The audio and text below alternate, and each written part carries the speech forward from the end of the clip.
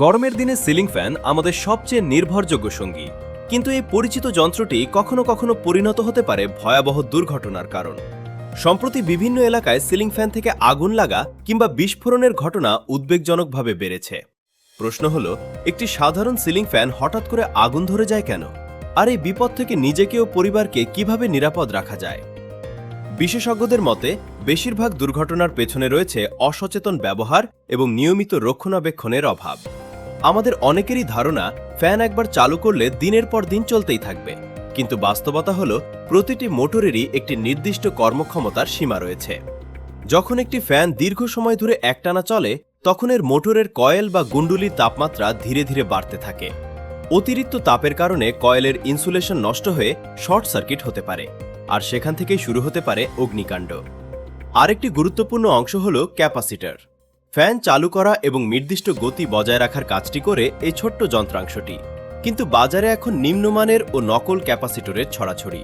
অনেকেই কিছু টাকা বাঁচানোর জন্য সস্তা যন্ত্রাংশ ব্যবহার করেন, অথচ এসব নিম্নমানের ক্যাপাসিটর অতিরিক্ত ভোল্টেজ বা তাপমাত্রা সহ্য করতে পারে না, ফলে এগুলো হঠাৎ বিস্ফোরিত হয়ে বড় দুর্ঘটনার কারণ হতে পারে।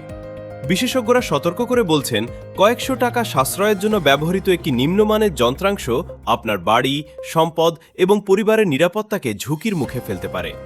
পুরনো ফ্যানের ক্ষেত্রেও ঝুঁকি কম নয়। বছরের পর বছর ব্যবহারের ফলে ফ্যানের বেয়ারিং ক্ষয়প্রাপ্ত হয় বা জ্যাম হয়ে যেতে পারে। তখন ফ্যান ঘোরাতে মোটরকে স্বাভাবিকের চেয়ে অনেক বেশি চাপ নিতে হয়। এর ফলে মোটর দ্রুত গরম হয়ে আগুন লাগার ঝুঁকি তৈরি হয়। তাই ফ্যান নতুন হোক কিংবা পুরনো, নিয়মিত রক্ষণাবেক্ষণের কোনো বিকল্প নেই। তাহলে কিভাবে নিরাপদ থাকবেন?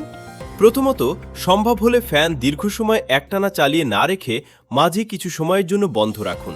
এতে মোটরের তাপমাত্রা স্বাভাবিক অবস্থায় ফিরে আসে।